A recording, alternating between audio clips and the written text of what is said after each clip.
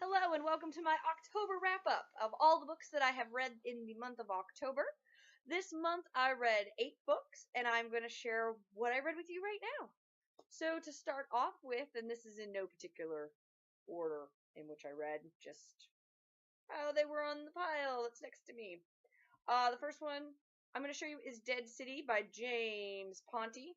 This is the first book, and he has a second one out. I think this may be a series. It's a current Sunshine State book for Florida. It's about a girl who finds out that she is able to join a group of like zombie hunters. She's a 7th grader. I really liked this book. It was very cute, and I'm actually looking forward to reading the second one. So this one I highly recommend, especially for middle grades, because it's a middle grades book, and I think kids would really like it. The next one I'm going to share with you is The Boy at the End of the World. And this one is also a Sunshine State book for middle grades.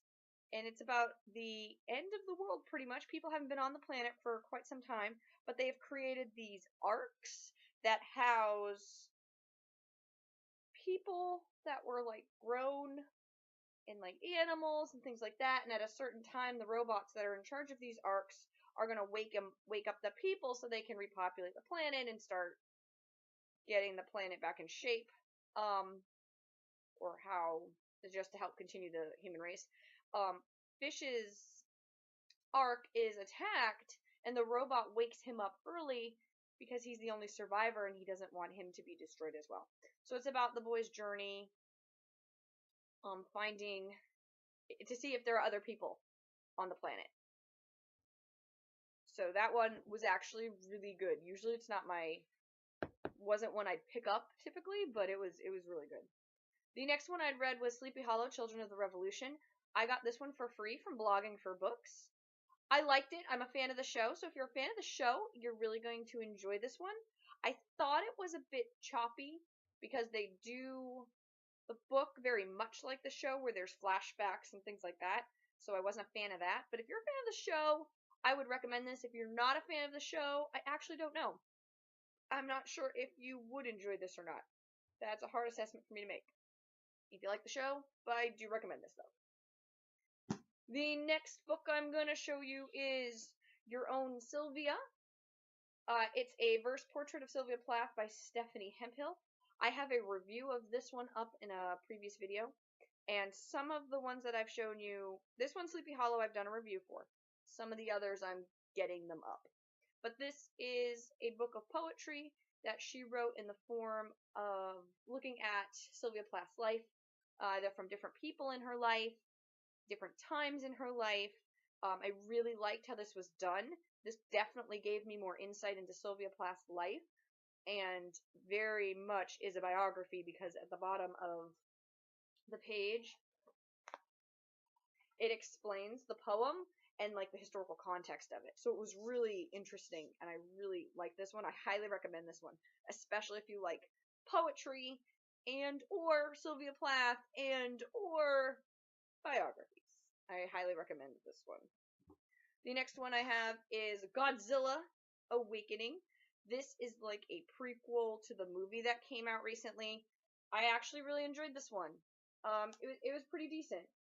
If you've seen the movie, then you kind of see where things are going.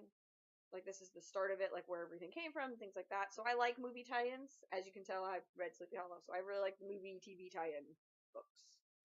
So there's this one too. The other books I read that I don't have with me because they were from the library, I read Homesick by Kate Klein. It's about a boy who his mother leaves, and then his dad has issues with hoarding, and he's in a small town, and it takes place in like the mid-80s, and their town just won like the most beautiful town in America contest. So now they're trying to clean up the town and fix it up, and then another disaster hits that the town has to deal with. So I really like that one. That was also a Sunshine State book for Florida. It was actually really good. I'd recommend it for middle grades. The other is also a middle grades book that I read. It's called The Doll Bones by Holly Black. It's my first book that I'd read by Holly Black. She's the one who also wrote The Coldest Girl in Cold Town, which is on my TBR.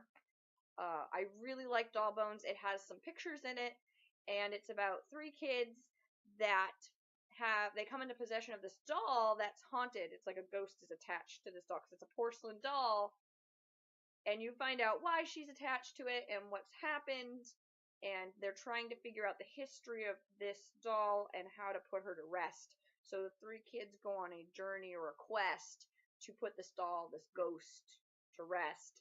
It's a really great coming of age story and having kids figure out where am I? Am I getting to be a teenager where I put childish things away, or am I still that kid and I still want to do the kid stuff?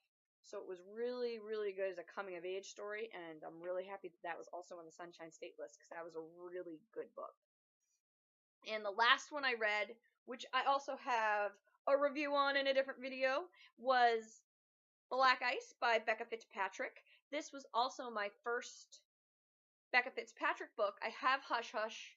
I bought it right after I finished Black Ice because I liked Black Ice so much. I did have some problems with the main character. I thought she was a bit annoying.